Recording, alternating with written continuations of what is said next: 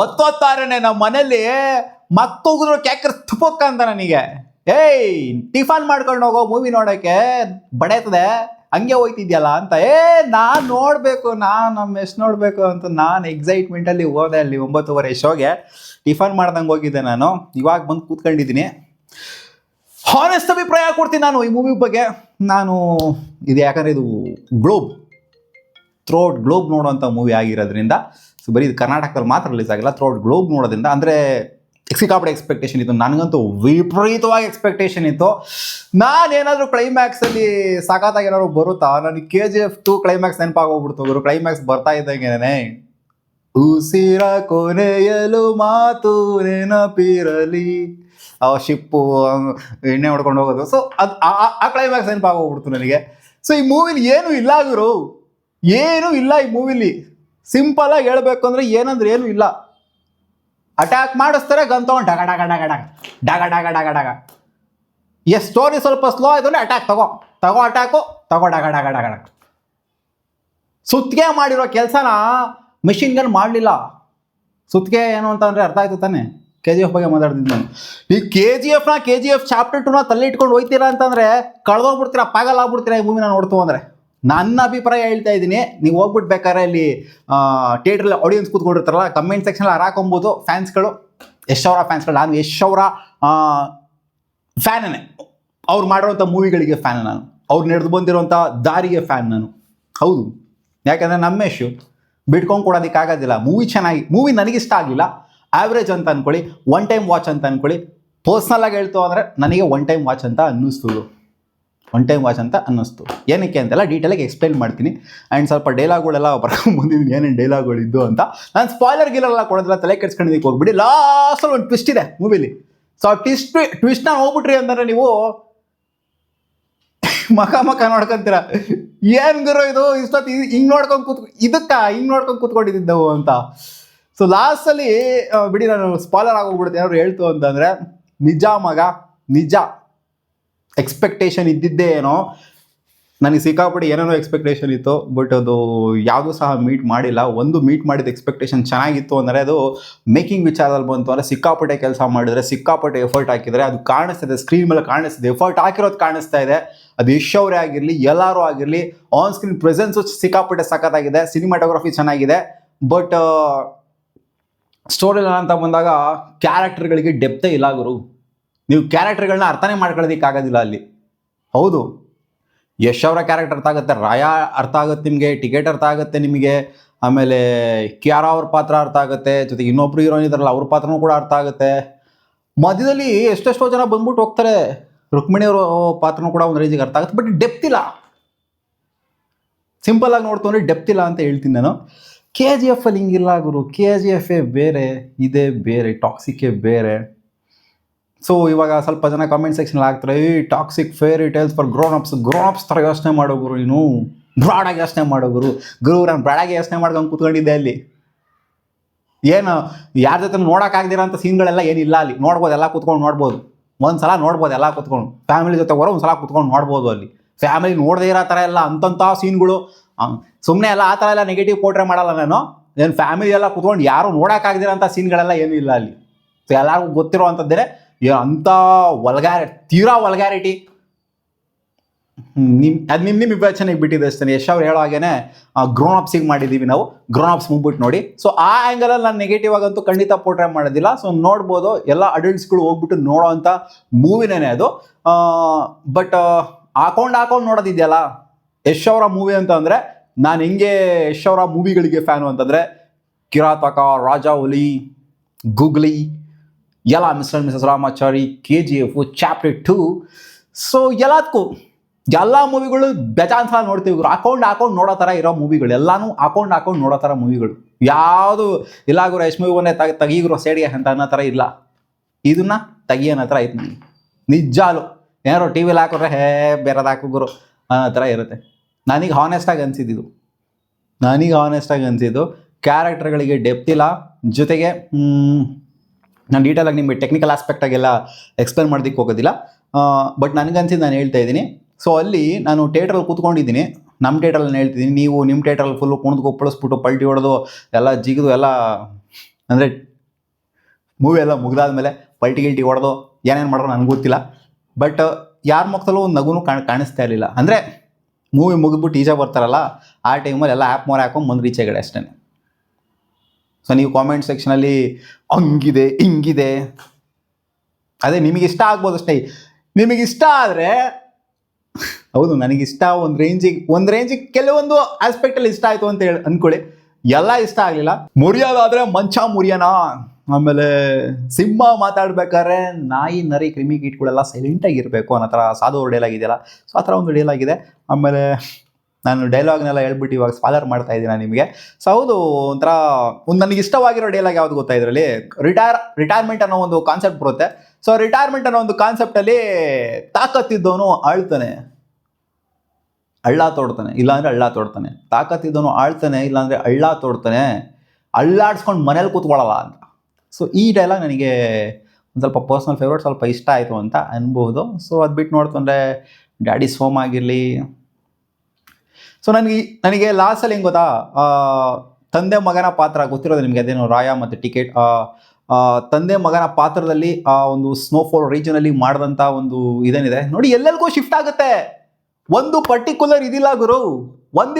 ಅಲ್ಲಿ ಏನಕ್ಕೆ ಆ ಥರ ಸ್ನೋ ರೀಜನ್ಗೆ ಏನಕ್ಕೆ ಶಿಫ್ಟ್ ಆಯಿತು? ಗೋವಾಲ್ಲಿ ನಡೀತಾ ಇರೋದು ಕಾನ್ಸೆಪ್ಟು, ಅಲ್ಲಿಗೆ ಎತ್ತಾಕೊಂಡು ಹೋಗೋದು ಏನು ಕತೆ, ಅವರೆಲ್ಲ ಬರೋದು ಏನು ಕತೆ, ಅದು ಏನು ಪ್ಲೇನ್ ಎಲ್ಲ ತೊಗೊಂಬಂದು ಕ್ರ್ಯಾಶ್ ಮಾಡಿಸ್ತಾರೆ ಲಾಸ್ಟಿಗೆ, ಅದೆಲ್ಲ ಪ್ಯಾರಾಶೂಟ್ಗಳಿಂದ ಎಲ್ಲ ಹಿಡಿತಾರೆ ಬಂದ್ಬಿಟ್ಟು. ಯಾರ್ಯಾರೋ ಬರ್ತಾವ್ರೆ ಗುರು ಫೈಟಿಗೆ, ಅರ್ಥನೇ ಆಗ್ತಾ ಇಲ್ಲ. ನಿಜವಾಗ್ಲೂ ಯಾರ್ಯಾರೋ ಬರ್ತಾವ್ರೆ ಫೈಟಿಗೆ, ಕ್ಯಾರೆಕ್ಟರ್ಗಳೇ ಅರ್ಥ ಆಗ್ತಾ ಇಲ್ಲ. ಅಲ್ಲಿ ಯಾರು ಏನಕ್ಕೆ ಬರ್ತಾವ್ರೆ ಫೈಟಿಗೆ ಅಂತಲೇ ಗೊತ್ತಾಗಲ್ಲ ಒಂದೊಂದು ಟೈಮ್ ನಿಮಗೆ. ಅದನ್ನು ಅರ್ಥ ಮಾಡ್ಕೋಬೇಕಾದ್ರೆ ಇನ್ನು 3-4 ಸಲ ಮೂವಿ ನೋಡ್ಬೇಕು ನೀವು. ಅಲ್ಲಿ ಡೆಪ್ತಾಗಿ ಅರ್ಥ ಮಾಡ್ಕೋಬೇಕು, ಪಾತ್ರಗಳೇನು ಅರ್ಥ ಮಾಡ್ಕೋಬೇಕು ಅಂದರೆ. ಸೊ ಸೀರಿಯಸ್ಲಿ ನನಗೆ ಅದೇ ತಂದೆ ಮಗನ ಒಂದು ಲಾಸಲ್ಲಿ ಒಂದು ಸ್ವಲ್ಪ ಒಂದು ಬಾಂಧವ್ಯ ಐತಲ್ಲ, ಅದೊಂದು ಚೂರು ಇಷ್ಟ ಆಯ್ತು ಅಷ್ಟೇ. ಎಮೋಷ್ನಲಿ ಕನೆಕ್ಟ್ ಆಯಿತು ಅಂತ ಹೇಳೋಕ್ಕಾಗಲ್ಲ, ಸ್ವಲ್ಪ ಇಷ್ಟ ಆಯಿತು. ಆ್ಯಕ್ಟಿಂಗ್ ಬಗ್ಗೆ ಮಾತಾಡ್ತಿಲ್ಲ, ಆ್ಯಕ್ಟಿಂಗ್ ಡಬ್ಬಾ ಥರ ಇದೆ, ವರ್ಷ ಆಗಿದೆ ಅಂತ ಮಾತಾಡ್ತಿಲ್ಲ. ಆ್ಯಕ್ಟಿಂಗ್ ಎಲ್ಲರೂ ಸಖತ್ತಾಗಿ ಮಾಡಿದ್ದಾರೆ. ಆ್ಯಕ್ಟಿಂಗ್ ಎಲ್ಲರೂ ಆನ್ ಪಾಯಿಂಟ್, ಅಲ್ಲಿ ಬೇಕಾಗಿರೋಂಥ ಅದು ಕೊಟ್ಟಿರೋಂಥ ಡೈರೆಕ್ಷನ್ ಡಿಪಾರ್ಟ್ಮೆಂಟ್ ಏನು ಹೇಳಿದ್ರೋ ಅದಕ್ಕೆ 100% ಕೊಟ್ಟಿದ್ದಾರೆ. ಆ್ಯಕ್ಟಿಂಗ್ ಸಖತ್ತಾಗಿದೆ. ಯಶ್ ಅವ್ರ ಆ್ಯಕ್ಟಿಂಗ್ ಟ್ರೆಮೆಂಡಸ್ ಆಗಿದೆ. ಎಫೋರ್ಟ್ ಸಿಕ್ಕಾಪಟ್ಟೆ ಸೈಕಾಗಿದೆ ಯಶ್ ಅವ್ರದ್ದು. ಅದರಲ್ಲೇ ಕಾಂಪ್ರಮೈಸ್ ಏನಾಗಿಲ್ಲ. ಎಫೋರ್ಟ್ ಸಖತ್ತಾಗಿದೆ. ಬಟ್ ಔಟ್ಪುಟ್ ಅಂತ ಇದೆಯಲ್ಲ, ಆನ್ ಸ್ಕ್ರೀನ್ ನೋಡಿದಾಗ ಜನಗಳಿಗೆ ಕಾಣಿಸೋದು ರೀತಿ ಇದೆಯಲ್ಲ, ಸೊ ಅದು ನನಗೆ ಆ್ಯಂಡ್ ನಮ್ಮ ಥಿಯೇಟ್ರಲ್ಲಿ ಕೂತ್ಕೊಂಡಿರೋರಿಗೆ ಎಲ್ಲರಿಗೂ ಕೂಡ at the end of the movie ಅನಿಸಿದ್ದು ಇಷ್ಟೇ. ಏನೋ ಮಿಸ್ಸಿಂಗ್ ಅಲ್ಲ. ಏನು ನೋಡಿದ್ವಿ ನಾವು, ಏನು ಹೇಳೋದು ಇದು ನೋಡ್ಬಿಟ್ಟು ಅಂತ ನಮಗೆ. ಯಶ್ ಅವ್ರ ಮೂವಿ ಅಂದರೆ ಅಜ್ಜಿ ನಕ್ಕದ್ ಸೈಕೋ ಗುರು, ಚಿಂದಿ ಗುರು, KGF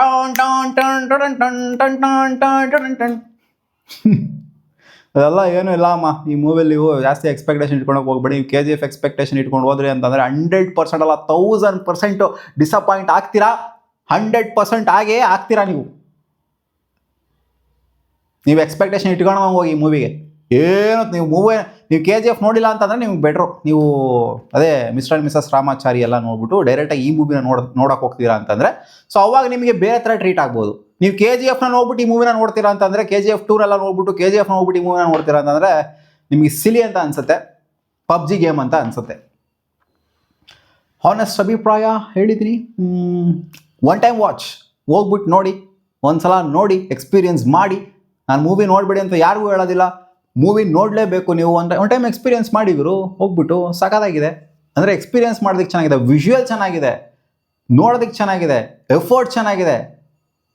ಬಟ್ ಅದೇ ಹೇಳಿದ್ನಲ್ಲ, ಸಿಕ್ಕಾಪಟ್ಟೆ ಕಟ್ಸ್ಗಳಿದ್ದಾವೆ, ಎಲ್ಲೆಲ್ಲಿಗೂ ಶಿಫ್ಟ್ ಆಗ್ತದೆ ಲೊಕೇಶನ್ನು. ಒಂದೊಂದು ಟೈಮ್ ಫಾರಿನ್ ಥರ ಕಾಣಿಸುತ್ತೆ, ಒಂದೊಂದು ಟೈಮು ಲೋಕಲ್ ಗೋವಾ ಥರ ಕಾಣಿಸುತ್ತೆ, ಒಂದೊಂದು ಟೈಮು ಎಲ್ಲೋ ಸ್ನೋಫಾಲ್ ರೀಜನಿಗೆ ಕರ್ಕೊಂಡು ಹೋಗ್ತಾರೆ ಲಾಸ್ಟ್ ಅಂತ ಬಂದಾಗ.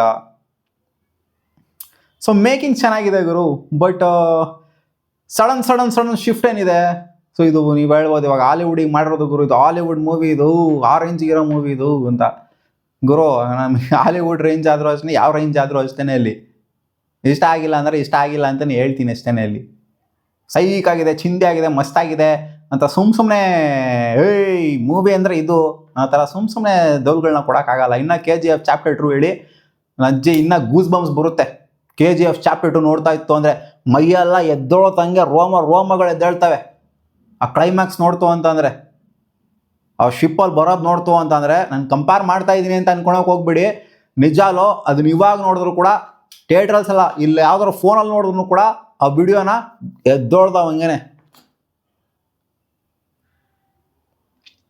ಆ್ಯಂಡ್ ಟಿಕೆಟ್ ಪಾತ್ರ ಚೆನ್ನಾಗಿದೆ ನನ್ನ ಪ್ರಕಾರ. ಟಿಕೆಟ್ ಪಾತ್ರದಲ್ಲಿ ಯಶ್ ಅವ್ರು ಕಾಣಿಸ್ಕೊಂಡಿರುವಂಥ ರೀತಿ ಏನಿದೆ, ಸೊ ಅದು ನನಗಿಷ್ಟ ಆಯಿತು. ಆ್ಯಂಡ್ ಥಿಯೇಟ್ರಲ್ಲಿ ಸ್ವಲ್ಪ ನಗು ಕೂಡ ಬಂತು, ಫನಿ ಆ್ಯಂಗಲಲ್ಲಿ ನೋಡ್ತು ಅಂತ ಅಂದಾಗ.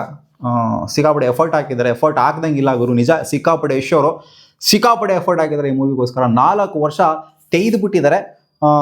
ಬಟ್ ಔಟ್ಪುಟ್ ನನಗಿಷ್ಟ ಆಗಲಿಲ್ಲ, ನಿಮಗಿಷ್ಟ ಆಗಿರ್ಬೋದು. ಡಿಫ್ರೆನ್ಸ್ ಆಫ್ ಒಪಿನಿಯನ್ ಇದ್ದಿದ್ದೆ. ನಿಮಗೆ ಸಿಕ್ಕಾಪಟ್ಟೆ ಇಷ್ಟ ಆಗಿರ್ಬೋದು, ನಿಮ್ಮ KGF ಗಿಂತ ಇಷ್ಟ ಆಗ್ಬಿಟ್ಟಿರ್ಬೋದು ಈ ಮೂವಿ.